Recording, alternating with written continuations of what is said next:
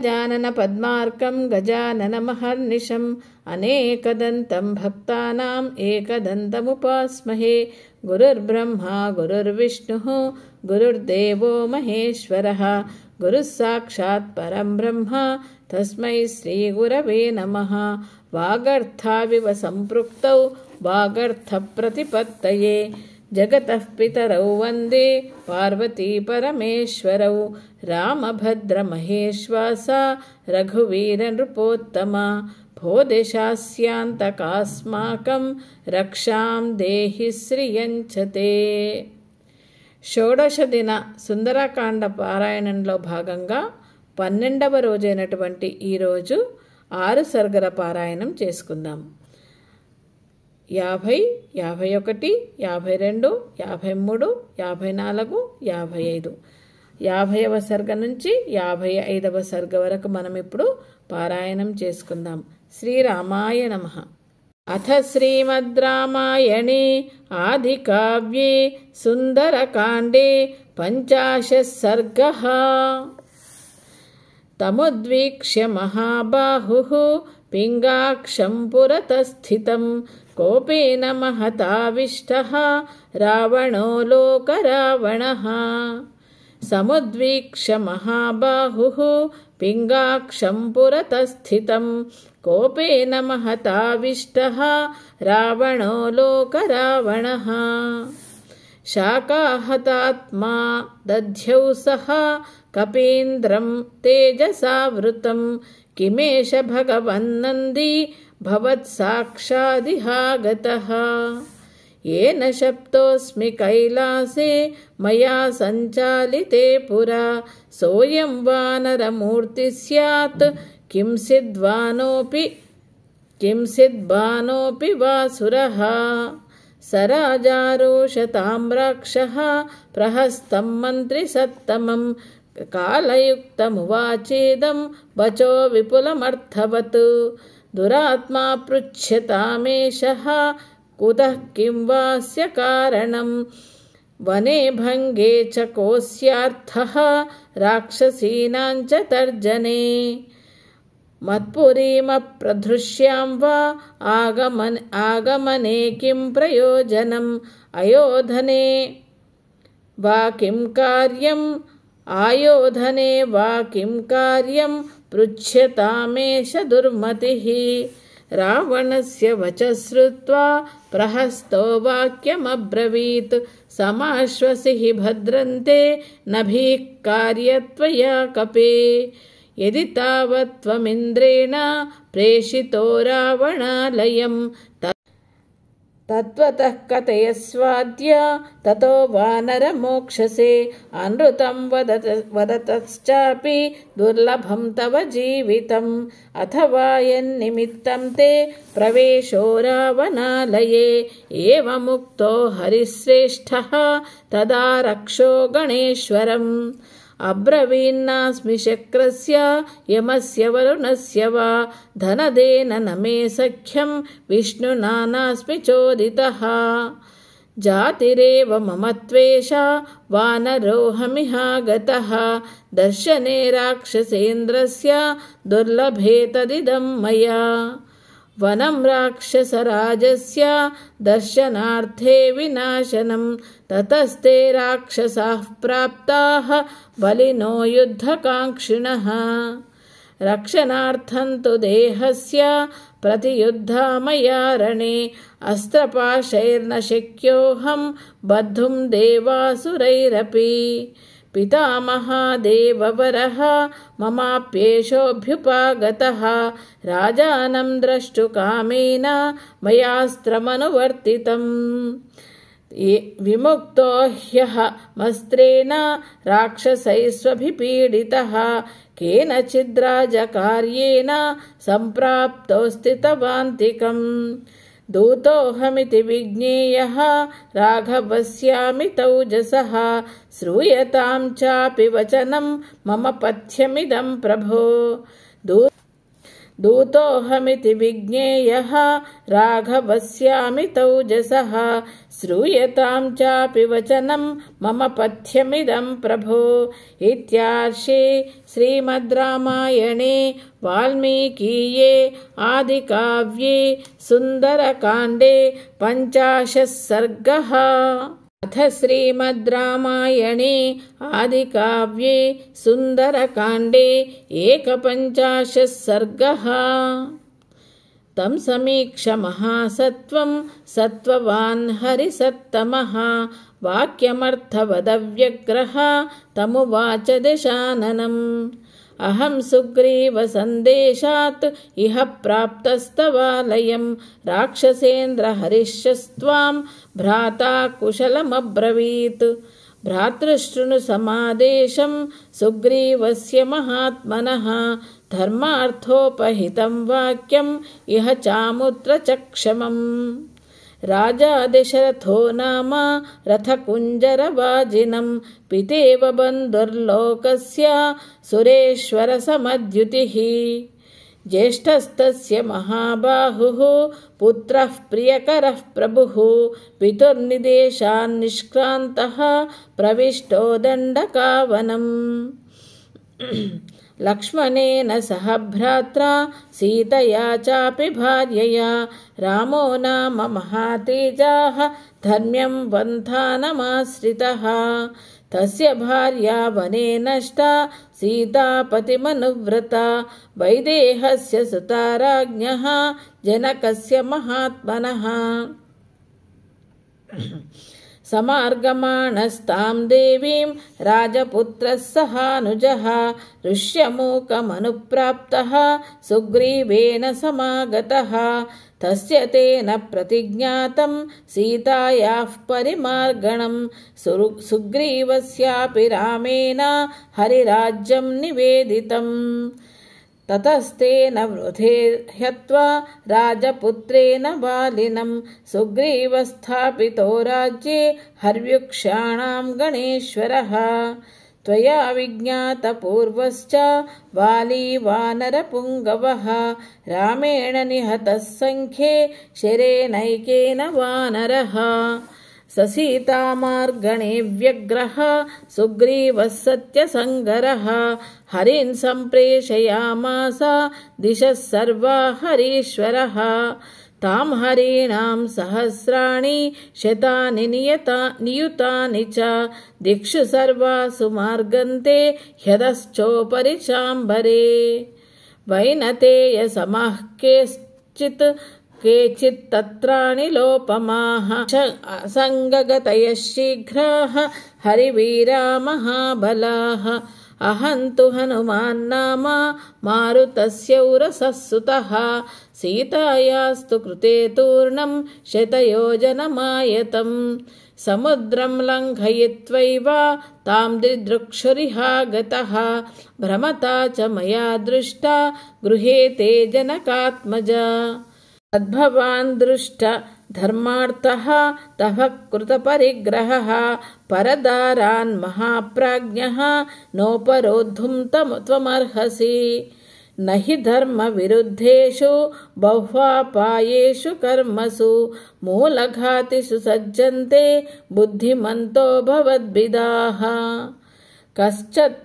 कश्च लक्ष्मणमुक्तानां रामकोपानुवर्तिनां शरणामग्रतस्थातुं शक्तो देवासुरेष्वपि। न चापि त्रिषु लोकेषु राजन् विद्येत कश्चन राघवस्य व्यलीकं यः कृत्वा सुखमवाप्नुयात्।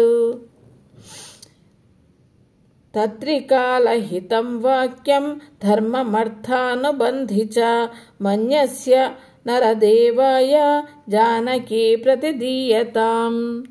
दृष्टा हि यं मया देवी लब्धं यदिह दुर्लभम् उत्तरं कर्म यच्छेषं निमित्तं तत्र राघवः।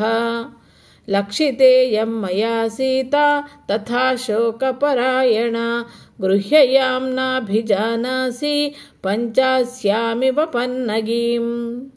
नेयं जरयितुं शक्या सासुरैरमरैरपि विषः संसृष्टमत्यर्थं भुक्तमन्नमिवौजसा तपः सन्तानलब्धस्ते योऽयं धर्मपरिग्रहः न स नाशयितुं नाय्य आत्मप्राणपरिग्रहः अवध्यतां तपोभिर्यां भवान् समनुपश्यति आत्मानः सासुरैर्देवैः हेतुस्तत्राप्ययं महान् सुग्रीवो न हि देवोऽयं नासुरो न च राक्षसः न दानवो न गन्धर्वो न यक्षो न च पन्नगः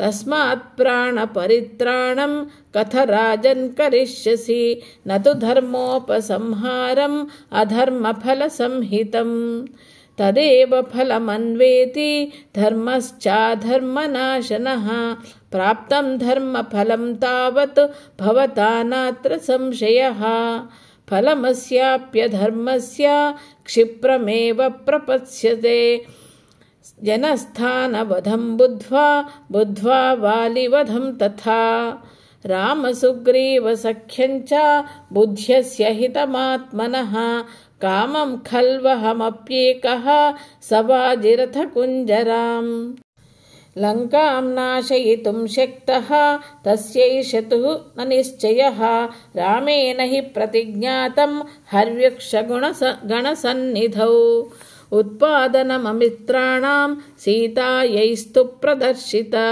अपकुर्वन् हि रामस्य साक्षादपि पुरन्दरः न सुखं प्राप्नुयादन्यः किं पुनस्त्वविधो जनः यां सीतेत्यभिजानासि येयं तिष्ठति ते वशे कालरात्रीति तां विद्धि सर्वालङ्का विनाशिनीं तदलं कालपाशेन सीता विग्रहरूपिणा स्वयं स्कन्धावसक्तेन क्षिममात्मानि चिन्त्यतां सीतायास्तेजसा दग्धां रामकोपप्रपीडिताम् दह्यमानामिमां पश्य पुरीं साट्टप्रतोलिकां स्वानि मित्राणि मन्त्रींश्च ज्ञातीन् भ्रातॄन् सुतान् हतान् दह्यमानामिमां पश्य पुरीं साट्टप्रतोलिकां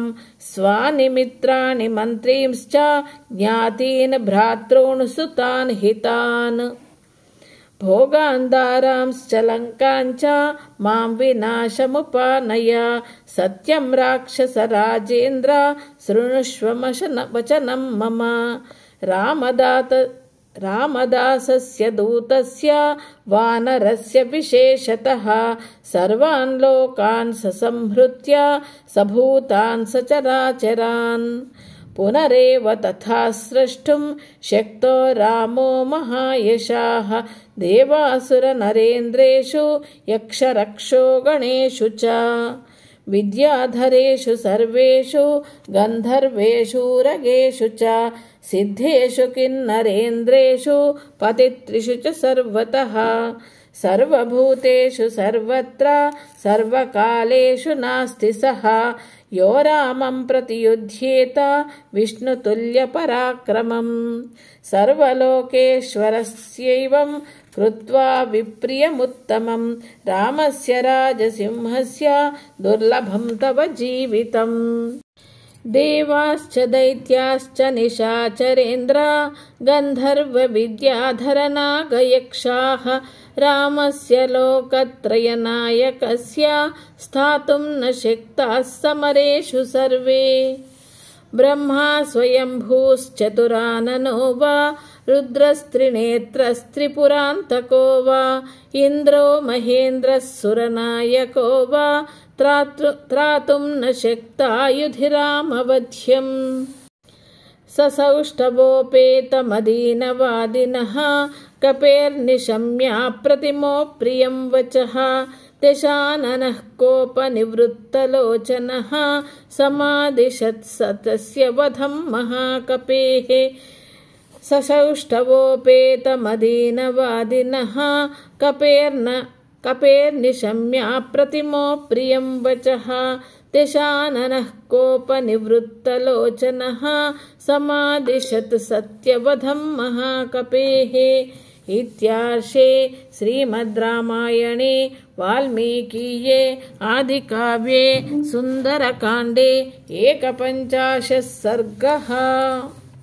अथ श्रीमद् रामायणे आदिकाव्ये सुन्दरकाण्डे 52 सर्गः। तस्य तद्वचनं श्रुत्वा वानरस्य महात्मनः आज्ञापयद्वधं तस्य रावणः क्रोधमूर्च्छितः। वधे तस्य समाज्ञप्ते रावणेन दुरात्मना निवेदितवतो दौत्यं नानुमेने विभीषणः।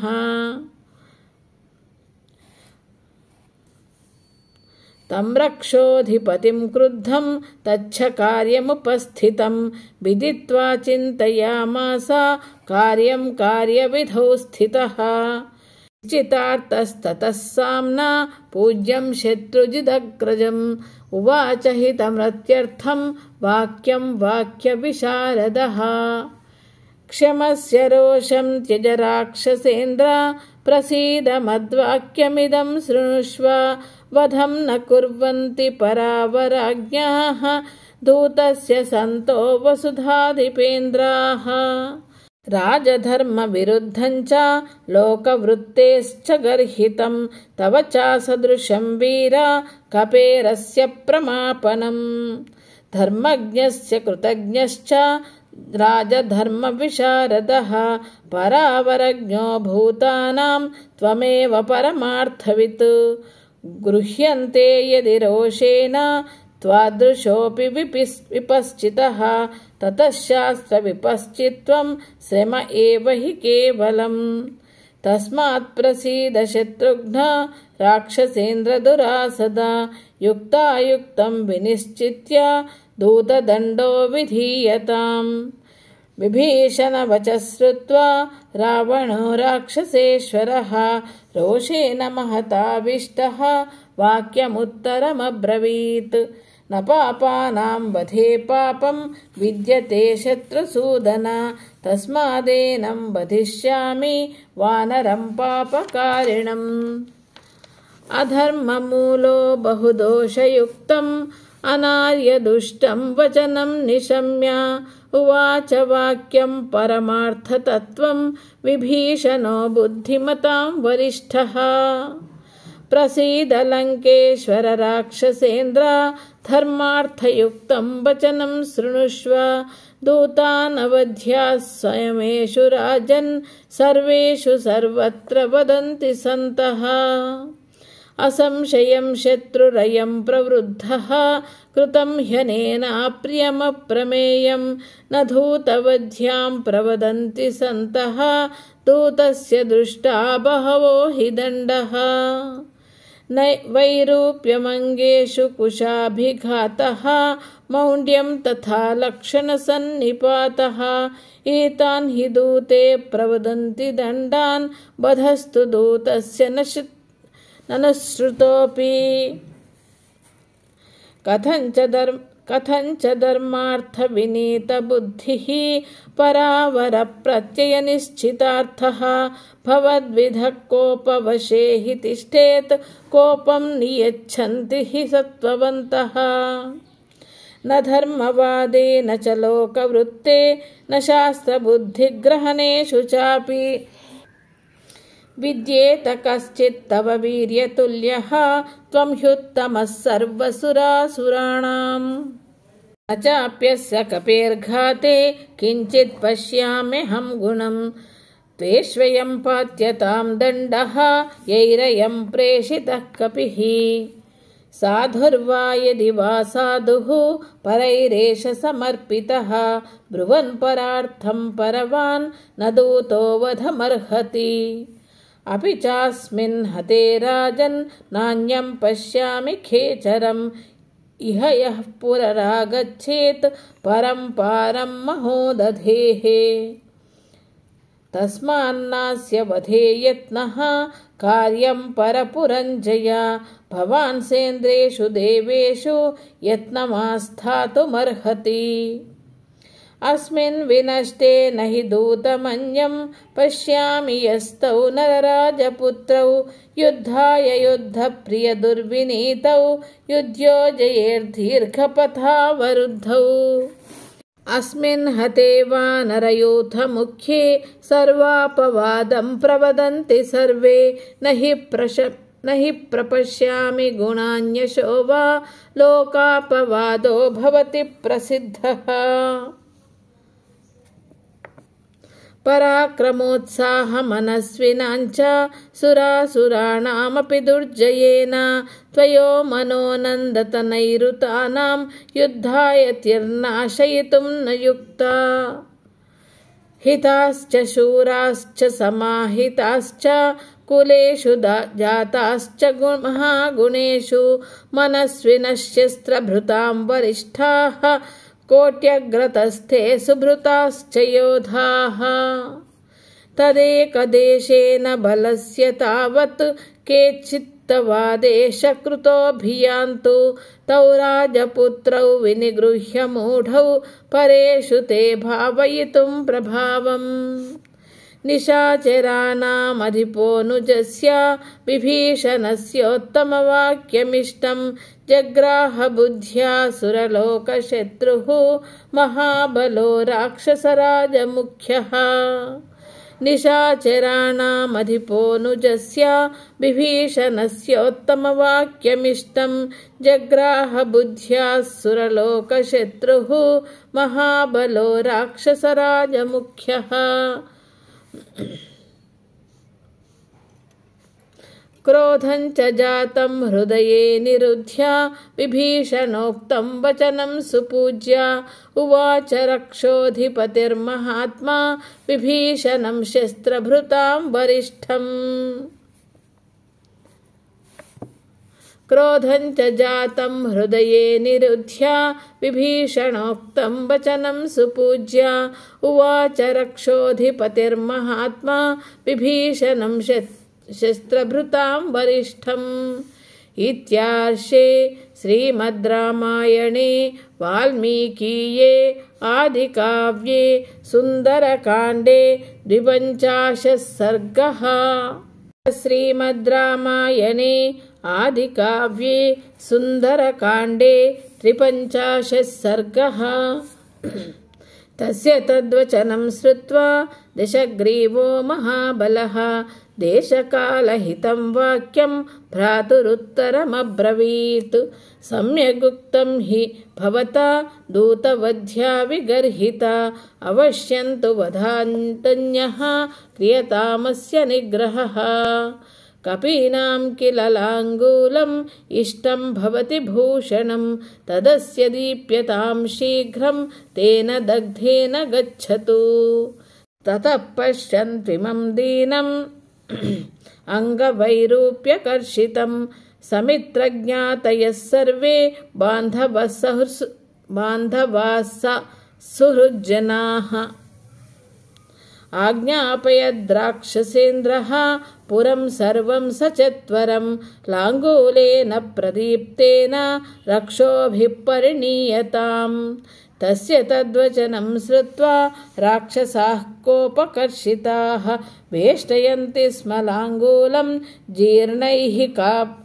जीर्णैः कार्पासकैः पटैः संवेष्ट्यमाने लाङ्गूले व्यवर्धत महाकपिः शुष्कमिन्धनमासाद्य वनेष्विवहुताशनः तैलेन परिशिच्याथ तेऽग्निं तत्राभ्यपातयन् लाङ्गूलेन प्रदीप्तेन राक्षसांस्तानपातयत् सतुरोषपरीतात्मा बालसूर्यसमाननः लाङ्गूलं सम्प्रदीप्तं तु द्रष्टुं सत्तस्य हनूमतः सहस्त्री बालवृद्धाश्च जग्मुः प्रीता निशाचराः सभूयः सङ्गतैः क्रूरैः राक्षसैर्हरिसत्तमैः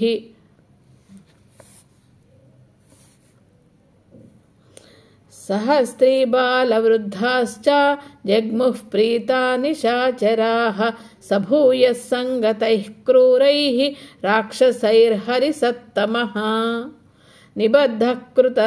निबद्धः कृतवान् वीरः तत्कालसदृशीं मतिं कामं खलु न मे शक्ता निबद्धस्यापि राक्षसाः छित्त्वा पाशान् समुत्पत्य हन्यामिह मिमान् पुनः यदि भर्तृहितार्थाय चरन्तं भर्तृशासनात् बध्नन्त्येते दुरात्मानः न तु मे निष्कृतिः कृता सर्वेषामेव पर्याप्तः राक्षसानामहं युधि किं तु रामस्य प्रीत्यर्थं विषहेष्येऽहमीदृशं लङ्का चारयितव्या वै पुनरेव भवेदिति रात्रौ न हि दृष्टा मे दुर्गकर्मविधानतः अवश्यमेव द्रष्टव्या मया लङ्का निशाक्षये कामं बद्धस्य मे भूयः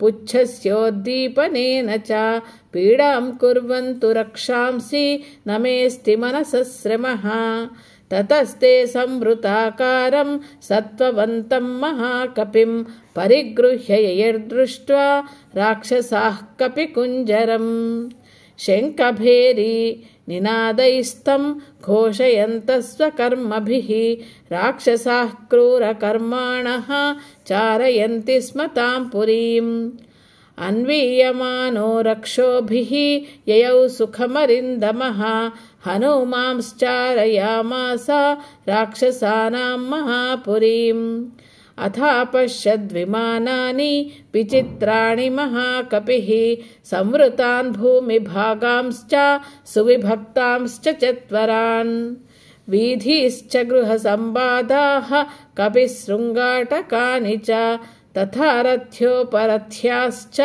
तथैव गृहकान्तरान् गृहांश्च मेघसङ्काशान् ददर्श पवनात्मजः चतुष्केषु राजमार्गे तथैव च घोषयन्ति कपिं सर्वे चारीक इति राक्षसाः स्त्रीबालवृद्धा निर्जग्मुः तत्र कुतूहलात् तं प्रदीपतलाङ्गूलं हनुमन्तं दिदृक्षवः दीप्यमाने ततस्तस्य लाङ्गूलाग्रे हनूमतः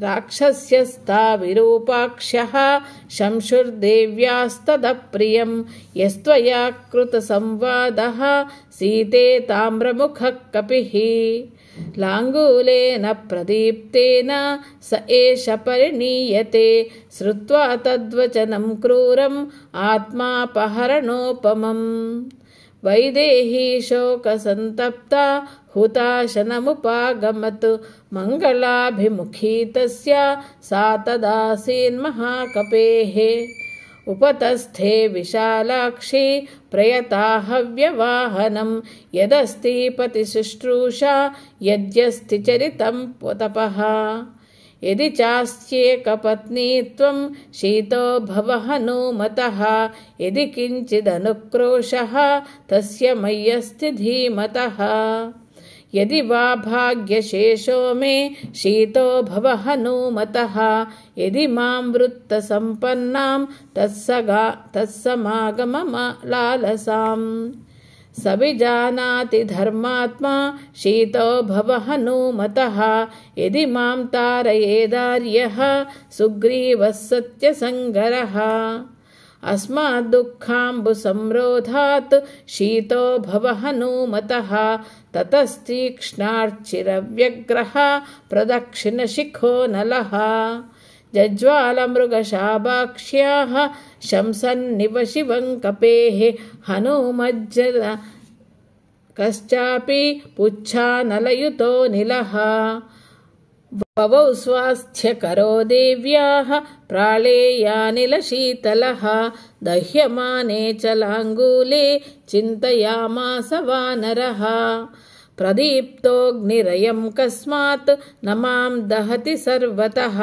दृश्यते च महाज्वालः शिशिरस्येव सम्पातः लाङ्गूलाग्रे प्रतिष्ठितः अथवा तदिदं व्यक्तं यदृष्टं प्लवता मया रामप्रभावादाश्चर्यं पर्वतः सरितां पतौ यदि तावत् समुद्रस्य मैनाकस्य च धीमतः रामार्थं सम्भ्रमास्तादृक् किमग्निर्न करिष्यति सीतायाश्चानृशंस्येन तेजसा राघवस्य च पितुश्च मम सख्येन न मां दहति पावकः भूयः स चिन्तयामास मुहूर्तं कपिकुञ्जरः उत्पपाताथ वेगेन ननाद च महाकपिः पुरद्वारं ततः श्रीमान् शैलशृङ्गमिवोन्नतम्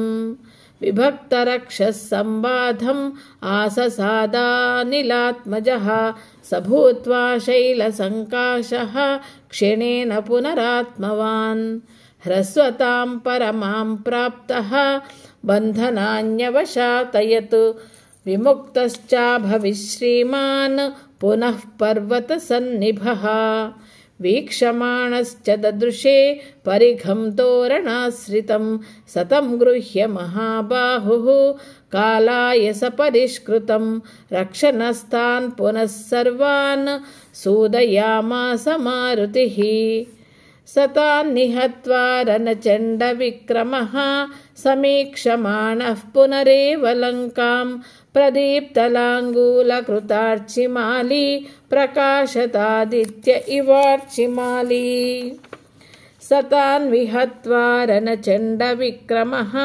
समीक्षमाणः पुनरेव लङ्कां प्रदीप्तलाङ्गूलकृतार्चिमाली प्रकाशतादित्य इवार्चमाली इत्यार्षे श्रीमद् रामायणे वाल्मीकीये आदिकाव्ये सुन्दरकाण्डे 53 सर्गः। अथ श्रीमद् रामायणे आदिकाव्ये सुन्दरकाण्डे 54 सर्गः।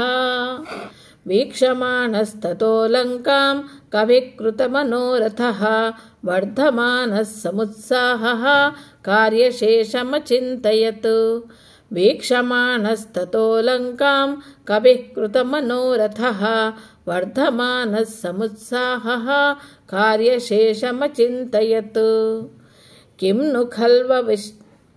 किं नु खल्ववशिष्टं मे कर्तव्यमिह साम्प्रतं यदेषां रक्षसां भूयः सन्तापजननं भवेत् वनं तावत् प्रमथितं प्रकृष्टा राक्षसा हतः फलैकदेशः क्षपितः शेषं दुर्गविनाशनम् दुर्गे विनाशिते कर्म भवेत् सुखपरिश्रमम् अल्पयत्नेन कार्येऽस्मिन् मम स्यात् सफलश्रमः यो ह्ययं ममलाङ्गूले दीप्यते हव्यवाहनः अस्य सन्तर्पणं न्याय्यं कर्तुमेभिर्गृहोत्तमैः ततः प्रदीप्तलाङ्गूलः सविद्युदिवत्तो यदः भवनाग्रेषु लङ्कायाः विचचार महाकपिः गृहाद्गृहं राक्षसानाम् उद्यानानि च वानरः वीक्षमानो ह्यसन्त्रस्तः प्रासादांश्च चचारसः अवप्लुत्य महावेगः प्रहस्तस्य निवेशनम् अग्निं तत्र सनिक्षिप्य श्वसनेन समो बली ततोऽन्यत्पुप्लुवे वेश्मा महापार्श्वस्य वीर्यवान् मुमोच हनुमानग्निं कालानलशिखोपमम् वज्रदंष्ट्रस्य च तथा पुप्लुवे स महाकपिः सुकस्य च महातेजाः सारणस्य च धीमतः तथा चेन्द्रजितो वेश्मा ददाह हरियूथपः जम्बुमालेः सुमालेश्च ददाह भवनं ततः रश्मिकेतोश्च भवनं सूर्यक्षेत्रोस्तथैव च ह्रस्वकर्णस्य दंष्ट्रस्य रोमशस्य च रक्षसः युद्धोन्मत्तस्य मत्तस्य ध्वजग्रीवस्य रक्षसः विद्युज्जिह्वस्य घोरस्य तथा हस्तिमुखस्य च करालस्य पिशाचस्य शोणिताक्षस्य चैव हि कुम्भकर्णस्य भवनं मकराक्षस्य चैव हि यज्ञशत्रोश्च भवनं ब्रह्मशत्रोस्तथैव च नरान्तकस्य कुम्भस्य निकुम्भस्य निरात्मनः वर्जयित्वा महातेजा विभीषणगृहं प्रति क्रममाणः क्रमेणैव ददाह हरिपुङ्गवः तेषु महार्हेषु भवनेषु महायशाः गृहेष्वृद्धिमतां वृद्धिं ददाह स महाकपिः सर्वेषां समतिक्रम्य राक्षसेन्द्रस्य वीर्यवान् आससादाथ लक्ष्मीवान् रावणस्य निवेशनम् ततस्तस्मिन् गृहे मुख्ये नानारत्नविभूषिते मेरुमन्दरसङ्काशे सर्वमङ्गलशोभिते प्रदीप्तमग्निमुत्सृज्य लाङ्गूलाग्रे प्रतिष्ठितं ननाद हनुमान् वीरः युगान्तजलदो यथा श्वसनेन च संयोगात् अतिवेगो महाबलिः कालाग्निरिव जज्वाला प्रावर्धत हुताशनः प्रवृद्धमग्निं पवनः तेषु वेश्म स्वचारयन् अभूच्छ्वसन संयोगात् अतिवेगो हुताशनः तानि काञ्चन जालानि मुक्ता मणिमयानि च भवनान्यवशीर्यन्त रत्नवन्ति महान्ति च तानि भग्नविमानानि निपेतुर्वसुधातले भवनानि वसिद्धानाम् अम्बरात् पुण्यसंक्षये संजज्ञे तुमुलः शब्दः राक्षसानां प्रधावतां स्वगृह्यस्य परित्राणे भग्नोत्साहोर्जितश्रियम् संजज्ञे तुमुलः शब्दः राक्षसानां प्रधावतां स्वगृहस्य परित्राणे भग्नोत्साहगतश्रियाम् नूनमेषोऽग्निरायातः कपिरूपेणः इति क्रन्दन्तः सहसा पेतुः नूनमेषोऽग्निरायातः कपिरूपेणः इति क्रन्दन्त्यः सहसा पेतुः स्तनन्धयधरा स्त्रियः कश्चिदग्निपरीतेभ्यः हर्म्येभ्यो मुक्तमूर्धजाः पतन्त्यो रेजतेभ्यः सौदामिन्य इवाम्बरात् कश्चिदग्निपरीतेभ्यः हर्मेभ्यो मुक्तमूर्धजाः पतन्त्यो रेजिरेभ्यः काश्चिदग्निपरीतेभ्यः हर्मेभ्यो मुक्तमूर्धजाः पतन्त्यो रेजिरेभ्यः सौदामिन्य इवाम्बरात् वज्रविद्रुमवैढूर्य मुक्ताहारजतसंहितान् वज्रविद्रुमवैढूर्य मुक्ताहारजतसंहिताम् विचित्रान् भवनान् धातून् स्यन्दमानान् ददर्शसः वज्रविद्रुमवैडूर्य मुक्ताहारजतसंहिताम् विचित्रान् भवनान् धातून् स्यन्दमानान् ददर्शसः नाग्निस्तृप्यति काष्ठानां तृणानां हरियूथपः नाग्नेर्नापि विशस्तानां राक्षसानां वसुन्धरा क्वचित् किंशुकसङ्काशाः क्वचिच्छाल्मलिसन्निभाः क्वचित् कुङ्कुमसङ्काशाः शाकावह्नेश्च काशिरे हनूमता वेगवता वानरेण महात्मना लङ्कापुरं प्रदग्धं तत् रुद्रेण त्रिपुरं यथा ततस्तु लङ्कापुरपर्वताग्रे समुत्थितो भीमपराक्रमोऽग्निः प्रसार्य चूडावलयं प्रदीप्तः हनुमता वेगवता विसृष्टः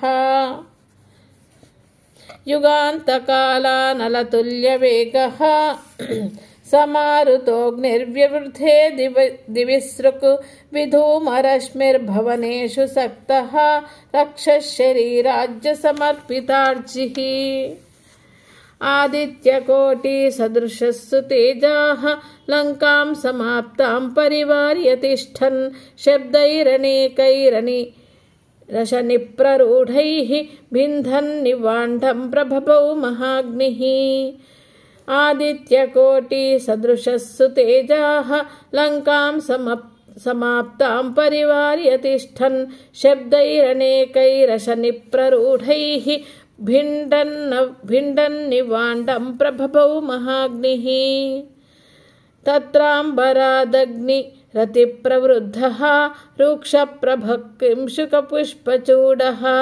निर्वाणधूमाकुलराजयज्ञ नीलोत्पलाभाप्रचकाशिरेभ्राः वज्रीमहेन्द्रस्थिरशेश्वरो मे साक्षाद्यमो वा वरुणो नीलो वा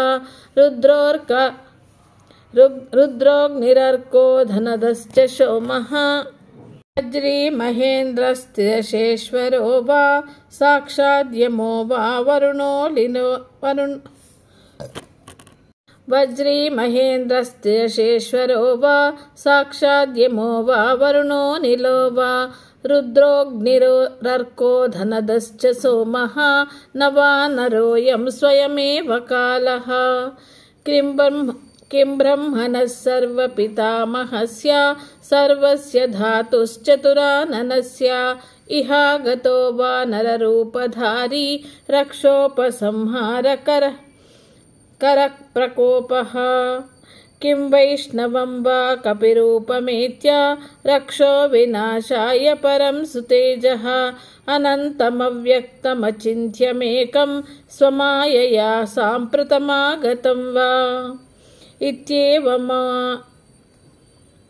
इत्येवमूचुर्बहवो विशिष्टाः रक्षो गणास्तत्र समेत्य सर्वे सम्प्राणि सङ्घां सुगृहां सुवृक्षाम् इत्येवमूचुर्बहवो विशिष्टा रक्षो गणास्तत्र समेत्य सर्वे सप्राणिसङ्घां सगृहां सवृक्षां दग्धां पुरीं तां सहसा समीक्ष्य ततस्तु लङ्का सहसा प्रदिग्धा स राक्षसा शाश्वरथा स नागा सपक्षिसङ्घा समृगा सवृक्षा रुरोददीना तुमुलं सशब्दम् हातातः पुत्रककान्तमित्रा हा जीवितं भोगयुतं सुपुण्यं रक्षोभिरेवं बहुधा ब्रुवद्भिः शब्दः कृतो घोरतरः सुभीमः हुताशनज्वालसमावृता सा हतप्रवीरा परिवृत्तयोधा हनुमतः क्रोधबलाभिभूता बभूव शापोपहतेव लङ्का ससम्भ्रमस्त्रस्तविषण्णराक्षसां समुज्ज्वलज्वालहुताशनाङ्कितां ददर्श लङ्कां हनुमान् महामनाः स्वयंभुकोपोपहतामिवावनम् ससम्भ्रमं त्रस्तविषण्णराक्षसां समुज्ज्वलज्वालहुताशनाङ्कितां ददर्श लङ्कां हनुमान् महामनाः स्वयंभुकोपोपहतामिवावनिम् भुङ्क्त्वा वनं पादपरत्नसङ्कुलं हत्वा तु रक्षांसि महान्ति संयुगे दग्ध्वा पुरीं तां गृहरत्नमालिनीं तस्थौ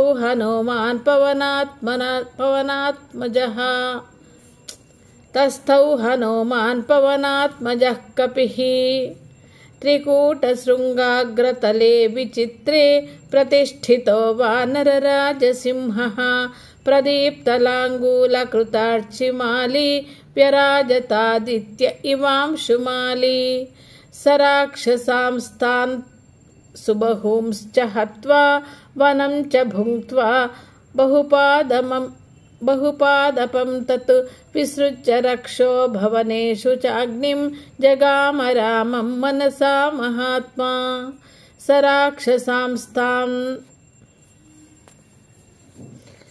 राक्षसांस्तान् सुबहूंश्च हत्वा वनं च भुङ्क्त्वा बहुपादपं तं विसृज्य रक्षो भवनेषु चाग्निं जगाम रामं मनसा महात्मा ततो महात्मा हनुमान् मनस्वी निशाचराणां क्षतकृतार्थः रामस्य नाथस्य जगत्त्रयाणां श्रीपादमूलं मनसा जगाम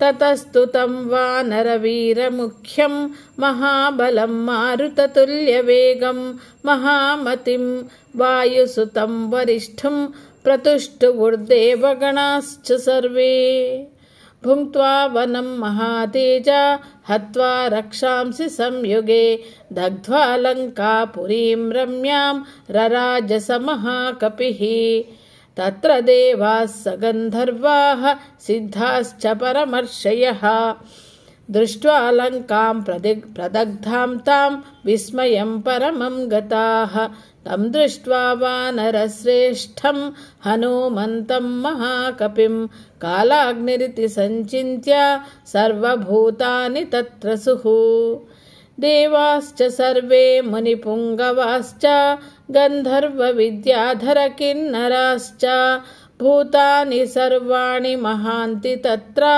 जग्मुः परां प्रीतिमतुल्यरूपाम् देवाश्च सर्वे मुनिपुङ्गवाश्च गन्धर्वविद्याधरनागयक्षाः भूतानि सर्वाणि महान्ति तत्र जग्मुः परां प्रीतिमतुल्यरूपम् इत्यार्षे श्रीमद् रामायणे वाल्मीकीये आदिकाव्ये सुन्दरकाण्डे 54 सर्गः। श्रीमद् रामायणे आदिकाव्ये सुन्दरकाण्डे 55 सर्गः। लङ्कां समस्तां सन्दीप्य अथ श्रीमद् रामायणे आदिकाव्ये सुन्दरकाण्डे 55 सर्गः। लङ्कां समस्तां सन्दीप्य लाङ्गूलाग्निं महाबलः निर्वापयामास तदा समुद्रे हरिसत्तमः सन्दीप्यमानां विध्वंस्तां त्रस्तरक्षो गणां पुरीम् अवेक्ष हनुमान् लङ्कां चिन्तयामास वानरः तस्याभूत्सु महांस्त्रासः कुत्सा चात्मन्यजायत लङ्कां प्रदहता कर्म किंचित् कृतमिदं मया धन्यास्ते पुरुषश्रेष्ठाः ये बुद्ध्या कोपमुत्थितं निरुन्धन्ति महात्मानः दीप्तमग्निमिवाम्भसा क्रुद्धः पापं न कुर्यात् कः क्रुद्धो हन्यात् कुरूनपि क्रुद्धः परुषया वाचा नरः साधूनधिक्षपेत् वाच्यावाच्यं प्रकुपितो न विजानाति कर्हिचित् नाकार्यमस्ति क्रुद्धस्य नावाच्यं विद्यते क्वचित्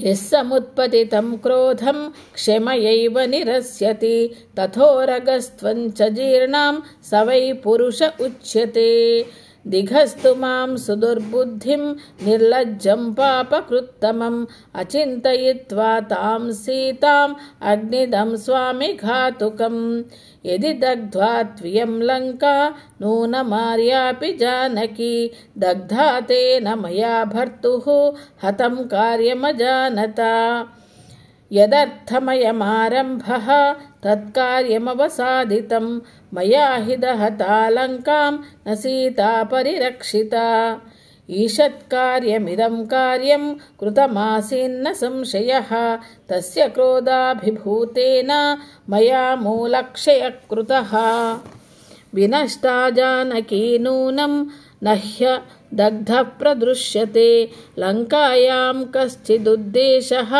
सर्वा भस्मीकृता पुरी यदि तद्विहतं कार्यं मम प्रज्ञाविपर्ययात् इहैव प्राणसन्न्यासः ममापि ह्यद्य रोचते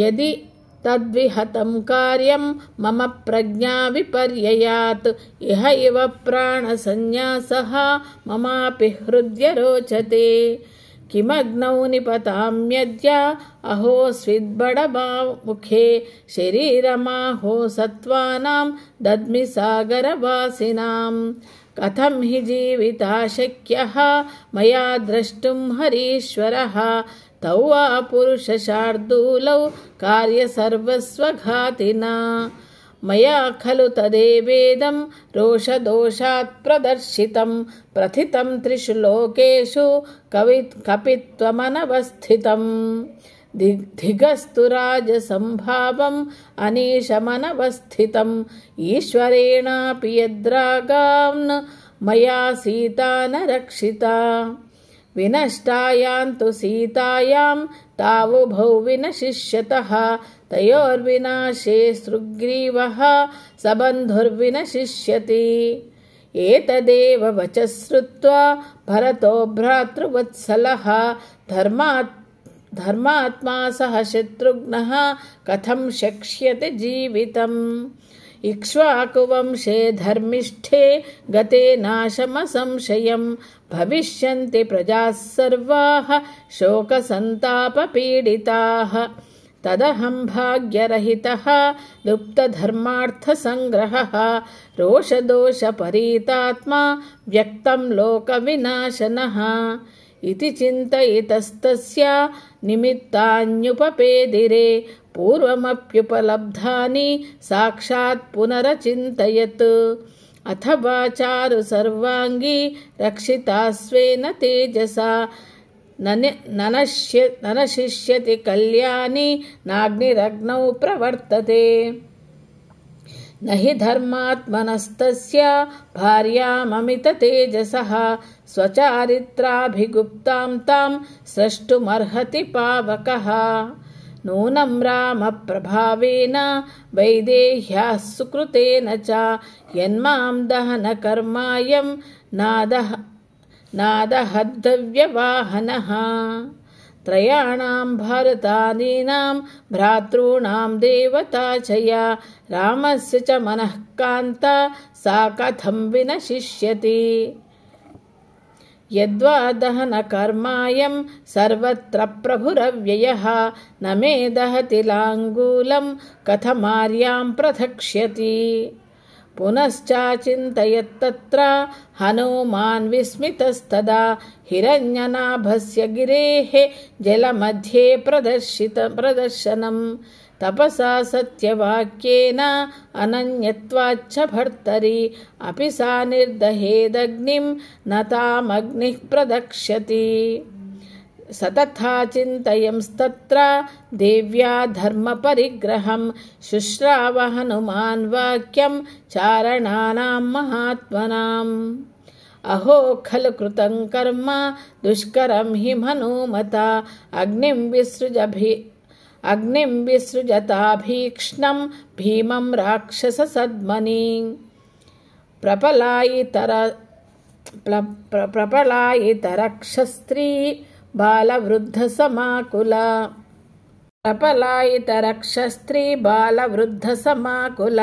जनकोलाहलद्माता क्रन्दन्ती वाद्रिकन्दरे दग्धेयं नगरी सर्वा साट्टप्राकारतोरणा जानकी न च दग्धेति विस्मयोद्भुत एव नः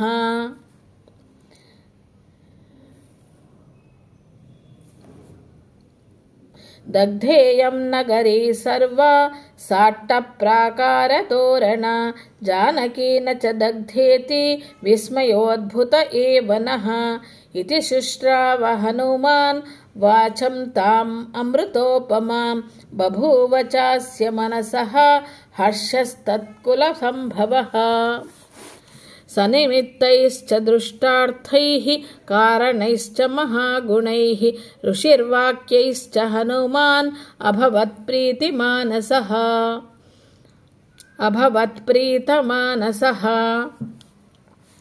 తతః కపిః ప్రాప్తమనోరథార్థః తామక్షతాం రాజసుతాం విదిత్వా ప్రత్యక్షతస్తాం పునరేవ దృష్ట్వా ప్రతిప్రయాణాయ మతిం చకార తతః కపిః ప్రాప్తమనోరథార్థః తామక్షతాం రాజసుతాం విదిత్వా ప్రత్యక్షతాస్తాం పునరేవ దృష్ట్వా ప్రతిప్రయాణాయ మతిం చకార. ఇత్యార్షే శ్రీమద్ రామాయణే వాల్మీకీయే ఆదికావ్యే సుందరకాండే పంచపంచాశः సర్గः.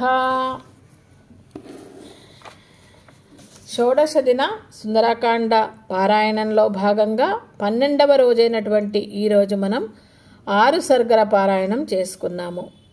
ఇంకా మీరు మిగతా సర్గలు కూడా వినాలనుకుంటే లైక్ చేయండి, షేర్ చేయండి, సబ్స్క్రైబ్ చేయండి. అలాగే మీ అమూల్యమైనటువంటి అభిప్రాయాలను కామెంట్ ద్వారా తెలియచేయండి. ధన్యవాదాః. ఇంకేమైనా మార్పులు కావాలంటే కూడా కామెంట్ ద్వారా తెలియచేయండి.